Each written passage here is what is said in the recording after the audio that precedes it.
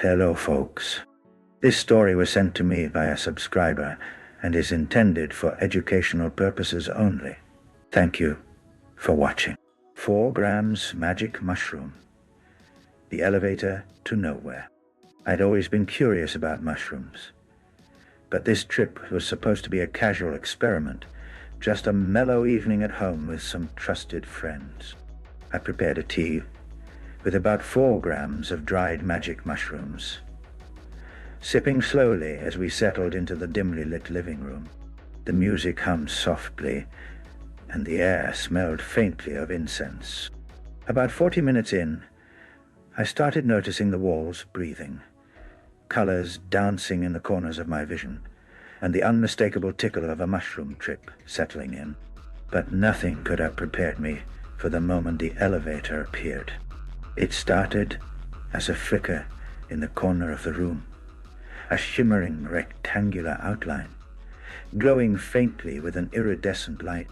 My eyes fixed on it, and slowly an old-fashioned elevator materialized, like a ghostly artifact from some forgotten building. The door slid open with a creak that sounded like a whisper of forgotten secrets. Without hesitation, or maybe because the trip had loosened all my usual hesitations, I stepped inside. The elevator smelled like cedar, and something spicy, like cloves. The panel inside had no buttons, just a rotating dial with no markings. I turned it slowly, and the elevator began to move, not up or down, but sideways, horizontally sliding through a corridor of ever-shifting walls made of swirling colors and impossible shapes. The sensation was both thrilling and disorienting, as if I was surfing a liquid rainbow. Suddenly, the doors slid open again, revealing a scene straight out of a surreal dream. I found myself standing in a vast supermarket, but it wasn't any supermarket I'd ever seen. The aisles stretched endlessly, lined with shelves that bent and twisted like serpents. The products were bizarre. Cans labeled in alphabets I didn't recognize, boxes glowing faintly, fruits that floated just above their shelves, and vegetables that hummed softly. I grabbed a floating tomato, and it sang a high-pitched note before bursting into sparkles. A shopping cart appeared beside me, seemingly of its own accord, with wheels that hummed and glowed. I pushed it forward, feeling like a tourist in a grocery store run by aliens. As I wandered, a chorus of announcements came through invisible speakers. Welcome to the market of infinite choices. Pick wisely or be picked. I rounded a corner and found a deli counter where the clerk was a giant talking carrot wearing a bow tie and spectacles. Looking for something special? It asked. Voice smooth and slightly sarcastic. I nodded dumbly, still mesmerized by the sheer absurdity of the place. Try the mystery meat, it said, sliding a platter toward me. The meat shimmered, shifting colors like a living thing.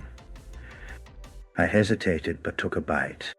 Immediately, my perception exploded into kaleidoscopic visions. Memories not my own.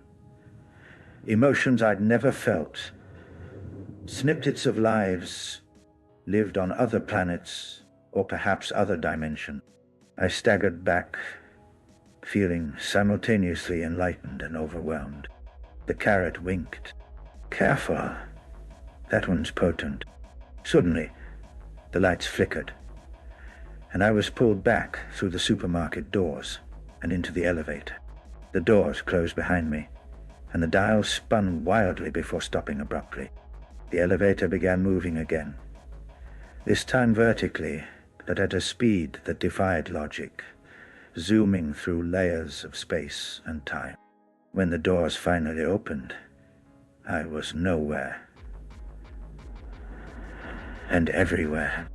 I floated in a void filled with swirling stars and galaxies, but instead of cosmic silence, I heard an orchestra of laughter. playful, mischievous, echoing across the void.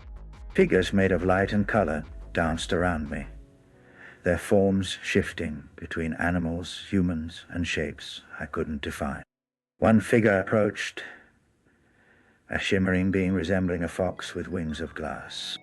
It tilted its head and said, "Lost or finally found?" I laughed, the sound ringing clear and bright. A bit of both. It beckoned, and I followed through starry corridors that bent space like fabric, each step revealing new wonders. Fields of flowers made of light, rivers flowing backward, clocks ticking in reverse, and doors leading to rooms filled with impossible puzzle. After what felt like an eternity, the elevator reappeared, waiting patiently. I stepped inside, the dial now glowing steadily. The elevator hummed and slowly descended until the doors opened once more. Back to my living room. The music was playing again, friends chatting as if no time had passed. I blinked, the walls no longer breathing, the colors settling back into normalcy. But I was different. The trip had cracked open a door to a universe of playful weirdness and cosmic whimsy. I had shopped in the market of infinite choices, tasted the mystery meat of lives unlived, and danced with the fox of light. And sometimes, when the world feels too dull, I swear I still hear the supermarket's gentle hum calling me back.